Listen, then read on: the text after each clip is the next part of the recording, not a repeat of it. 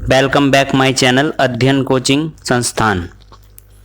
दोस्तों, राष्ट्रीय अल्पसंख्यक आयोग जो हाल ही में चर्चा में बना हुआ है, इसके बारे में आज हम जानकारी हासिल करेंगे।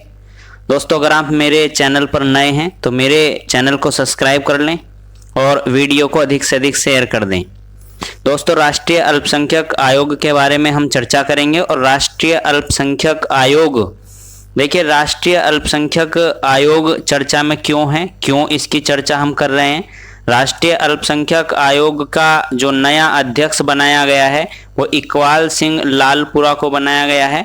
और इकबाल सिंह लालपुरा वर्तमान में राष्ट्रीय अल्पसंख्यक आयोग के अध्यक्ष हैं।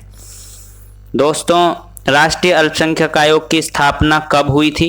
देखिए, राष्ट्रीय अल्पसंख्यक आयोग की स्थापना 1978 में, जो उस समय के गृह मंत्री थे, गृह मंत्री ने अल्पसंख्यक आयोग माइनॉरिटी कमीशन यानी कि एमसी की स्थापना की परिकल्पना दी थी। और इसको ये समझिए कि इसको स्थापित कर दिया गया था 1978 में।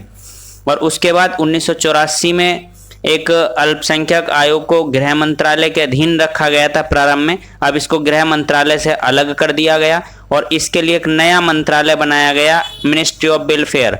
और मिनिस्ट्री ऑफ वेलफेयर के अंतर्गत इस मंत्रालय को रख दिया गया या इस विभाग को रख दिया गया, राष्ट्रीय अल्पसंख्यक आयोग को। दोस्तों, जो इसका वास्तविक गठन हुआ है वह संसद के एक अधिनियम के द्वारा 1992 में राष्ट्रीय अल्पसंख्यक आयोग अधिनियम आया। और इस अधिनियम के द्वारा 1992 में इसको अल्पसंख्यक आयोग को संवैधानिक दर्जा दिया गया। और 1993 से पहले जो अल्पसंख्यक माने जाने वाले जो 5 धार्मिक समुदाय थे, और वो 5 धार्मिक समुदाय थे मुस्लिम, ईसाई, सिख, बौद्ध और पारसी। इन 5 जो धार्मिक संप्रदाय हैं, इन धार्मिक संप्रदायों को अल्पसंख्यक का दर्जा दिया गया था। और किस आधार पर दिया गया था? धार्मिक अल्पसंख्यक के आधार पर दर्जा दिया गया था। और 2014 में एक नया इसमें जोड़ दिया गया धर्म, और वो था जैन धर्म। ये प्रश्न बनता है कि जैन धर्म को अल्पसंख्यक कब से माना जाता है? तो जैन धर्म को 2014 से अल्पसंख्यक की श्रेणी में इसको रखा गया है। और भारत में वर्तमान में अब कुल 6 धार्मिक संप्रदाय हैं जो अल्पसंख्यकों की श्रेणी में आते हैं। देखिए, नेशनल जो राष्ट्रीय अल्पसंख्यक आयोग है, माइनॉरिटी कमीशन है, ये इसमें इसकी जो स्ट्रक्चर होती है उसमें एक अध्यक्ष होता है, एक उपाध्यक्ष होता है और 5 इसमें सदस्य होते हैं। और ये सारे के सारे सदस्य अल्पसंख्यक समुदाय से ही होने चाहिए। और इनका कार्यकाल 3 वर्ष का कार्यकाल इनका होता है। 3 वर्ष तक ये अपना पद धारण करते हैं। देखिए, प्रत्येक वर्ष 18 दिसंबर को राष्ट्रीय अल्पसंख्यक आयोग जो है वो विश्व अल्पसंख्यक अधिकार दिवस के रूप में मनाता है। और देखिए, भारतीय संविधान में अल्पसंख्यक शब्द की परिभाषा को कहीं भी पूर्णतः परिभाषित नहीं किया गया है। इसकी व्याख्या कहीं भी नहीं की गई है कि अल्पसंख्यक कौन होंगे, अल्पसंख्यकों की परिभाषा क्या होगी। लेकिन अनुच्छेद 29 या अनुच्छेद 30 के संबंध में जो अल्पसंख्यकों की बात है वो धार्मिक आधार पर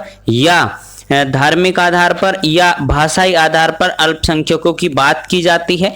देखिए, अनुच्छेद 29 में क्या दिया गया है? अनुच्छेद 29 में दिया गया है कि राज्य क्षेत्र या उसके किसी भी भाग के निवासी नागरिकों के किसी भी अनुभाग को अपनी विशेष भाषा, ध्यान देंगे, राज्य के यानी कि देश के अंदर अपनी भाषा, अपनी लिपि और अपनी संस्कृति को बनाए रखने का अधिकार अल्पसंख्यकों को प्राप्त होगा। देखिए, यहाँ भाषाई आधार पर अल्पसंख्यक हैं और संस्कृति के आधार पर अल्पसंख्यक हैं, यानी कि भाषा, लिपि और संस्कृति को बचाने का अधिकार अल्पसंख्यकों को होगा। देखिए, अनुच्छेद 30 के संबंध में अगर बात की जाए तो अनुच्छेद 30 में अल्पसंख्यक वर्गों को अपनी रुचि के शिक्षण संस्थान और उनकी शिक्षण संस्थानों की स्थापना करना और उनके प्रशासन के संबंध में अधिकार दिए गए हैं।